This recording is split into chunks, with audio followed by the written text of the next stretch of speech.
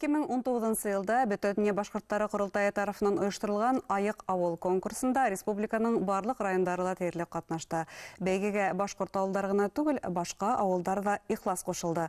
Конкурстың бындай билдәлек алуының сәбәбе нимәле? Халык айык тормышты һәм сәламәт яшәү рәвешен хайлаймы? Бүген ошо хакта һөйләшербез. Һаумыгыз, эфирда интервью тапшыруы студияда Гөлсемә Иштанова. Программабыздың кунагы медицина фәннәре докторы, профессор, Бөтөнне башкортлары курултайының президиум агзаһы Сәлия Шәрфиевна Мырдабаева. Сәлия Шәрфиевна, һаумыгыз. Һаумыгыз. Шулай итеп, 2019 елда үткән Айык авыл конкурсының һөҙөмтәләре яхшы гына, республиканың бөтен авылдарлы катнашты, бөтен райондарлы катнашты дип әйтә алабыз. Бындай популярлыктың сәбәбе нимәле икән? Халык айык тормышты хайлаймы?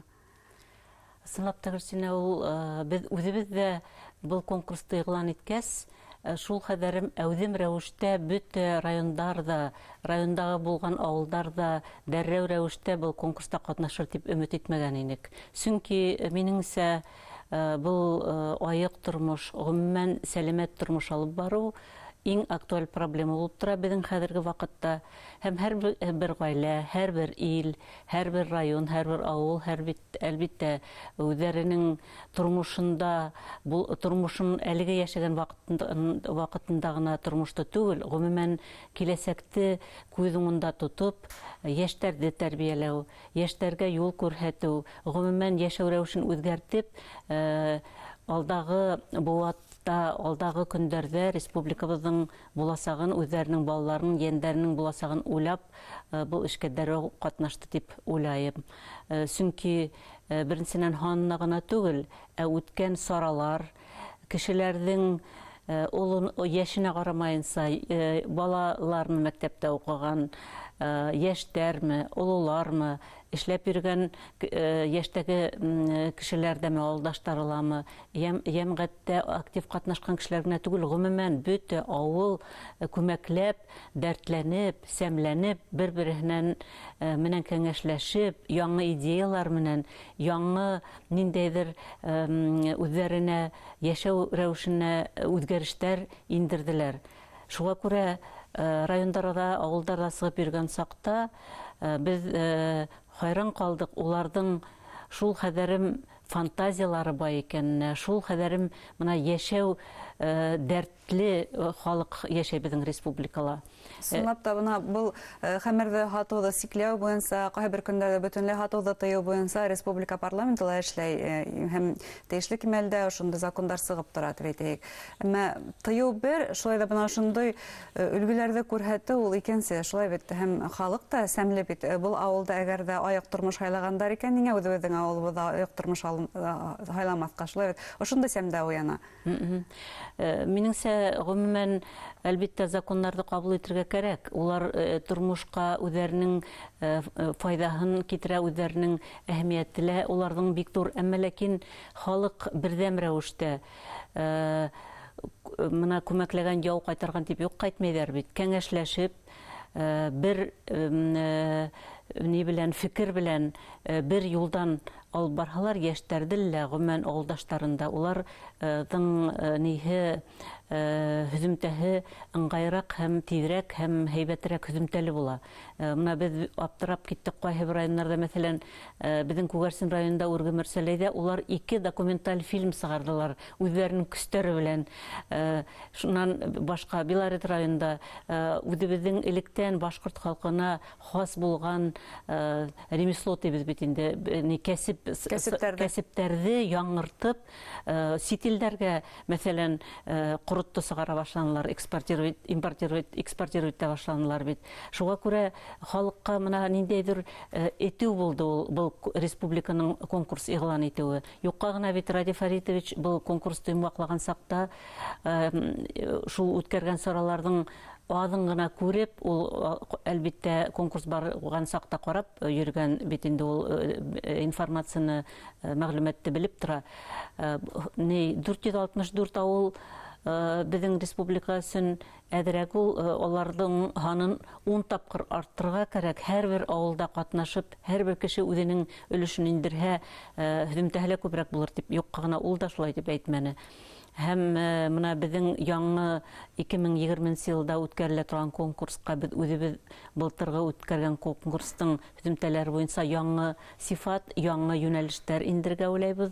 Мәсәлән, әлбиттә, ханы белән генә түгел, авылларның ханын катнашучыларны конкурста күбәйтү түгел, җәмгыять оешмаларын күбрәк ялып итергә уйлайбыз.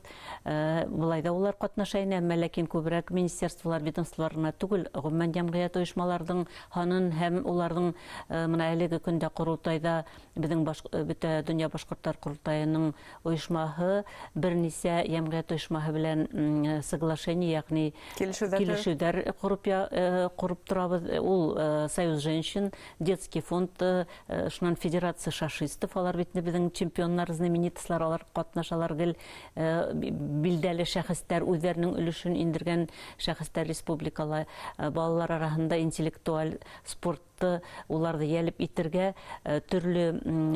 Чөнки альтернатива тәкъдим итәргә тиешбез. Шулай бит, әгәр дә без бер урында тыябыз икән, уларга икенче ниндидер алыгыр өчен саралар тәкъдим итәргә тиешбез. Әлбиттә, саралар республикала үткәрелеп тора. Шулай да барыбер да битарафлыктан арындырыр өчен, үзеңнең сәламәт яшәү рәвешенә күсерү өчен шундай саралар да кирәк. Шулай бит. Әлбиттә, чөнки республика район масштабында үткәргән сараларда улар гомумән бөтә халыклы ялып итә алмай. Менә бу авыл үзе конкурста катнаша, район масштабында бөтәһе катнаша, бернисә авыл республика масштабына сыгу улар өчен зур мөгъҗиза, зур сара һәм зур казаныш, уларның дәртен ашып тора. Менә без һәм дәртләндерү саралары ла шәп кенә бит әле, шулай бит. Киләһе елга нинди дәртләндерү саралары каралган? Киләһе елга менә әлеге көндә хөкүмәт тарафынан Министерство экономического развития белән бергәләп Ради Фарич әйткән указга ярашлы, аның поручениена ярашлы 5 еңеүче авылга махсус рәвештә развитие села, ягъни авылды үстерү программалары төзеләчәк. Ягъни менә безнең бит 500 мең, 300 мең, 250 мең, 150 мең приз. Бу һәр бер авылга махсус рәвештә үстерү программасы өчен ул кимәлдә 5-6 миллиондан да кем булмаячак ул программаны үстерү. Чөнки анда мәсәлән һау, газ, юл, бөтә ниләрдә хәл ителергә, социаль инфраструктураны үзгәртергә юнәлә бит инде ул программала ниләр саралар.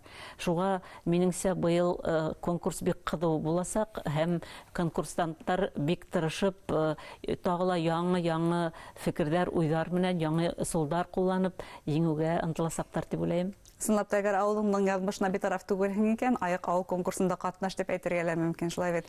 Бына һуңгы елларда булган үзгәрештәр, шул диспансеризация мотлак рәвештә үткәрелә килүе, халыкты сәламәт яшәү рәвешен хайлауга үзгәртә микән? Халык үзенең сәламәтлегенә игътибарлырак була башлаган дип әйтә алабызмы?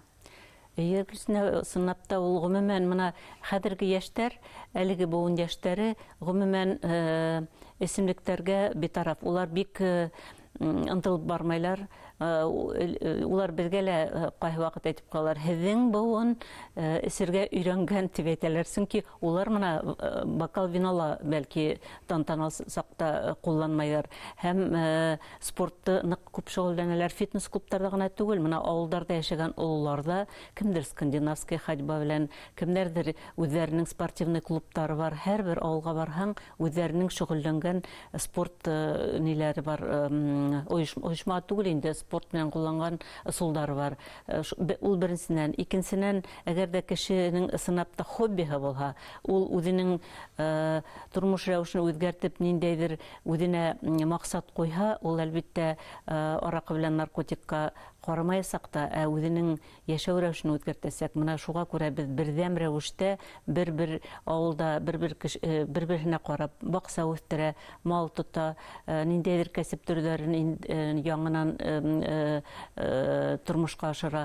Бу да кемдер эшләй башланы, кемдер кымыз эшләй башланы. Безгә әйтеп барабыз. Безнең бит альтернатив исемлектәр үзебезнең башкорт халкының җитәрлек. Урыслар да кымыз белән буданы башкортларына түгел, әмма ләкин ул безнең буындан келген исемлектер, ана шуларның Сәламәтлек өсөн файдаға булган исемлектер, шулай бит инде. Сәламәтлек өсөн дә һәм гомумән әгәр дә кәефте күтәрерсен, аның бер дә зыяны юк, файдаға гына килә, кәефте кымызда күтәрә, будала күтәрә. Һәм ул медицина тарафынан исбат ителгән, шулай бит уның сәламәтлеккә тап йогынтыһы турында. Әлбәттә, Тамашачыларыбызга нинди теләктәр бына яй көне айрылса, төрле күңелле саралар булуы ихтимал.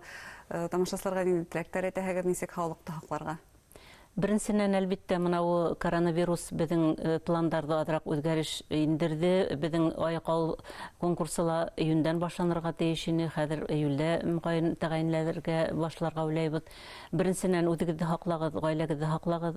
Һәрбер кеше үзенең эпидемиологик ситуацияны күрә тора, әлбәттә, гаиләсен һакларга тиеш. Икенчедән, үзебезнең табигатьтә үскән безнең үләннәрне ей вакытында, чөнки шифалы үләннәр безнең аяк астында, ул сынап та шулай.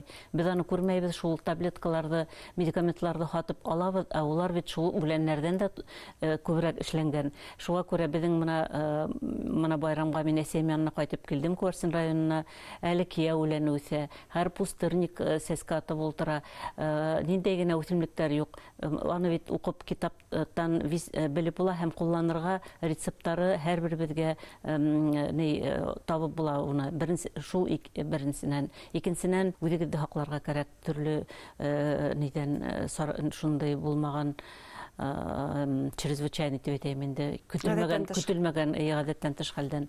Яшәү рәвешенә килгәндә, һәрберебезгә үзенең организмын кеше белә, үзенә хобби һайлап, шул ук исәптән спорт хоббиһы һайлап, үзенең һаулыгы тураһында уйларга тиеш. Чөнки табиптарга гына карап торырга түгел, үзебезнең һаулыкты һәрберебез үзебез һаклап, яклап һәм саралар күреп яшәһәк, ул вакытта безгә бәлки врачлар кәңәш кенә бирерләр ине, операцияга барып җитмәс инек дип уйлайм. Шуңа күрә һакланганды Ходай һаклар. Әңгәмәгез өчен рәхмәт. Хөрмәтле тамашачылар, һеҙгә медицина фәндәре докторы профессор Сәлия Мырҙабаева менән әңгәмә тәҡдим иттек. Иғтибарығыҙ өсөн рәхмәт. Һау сәләмәт булығыҙ.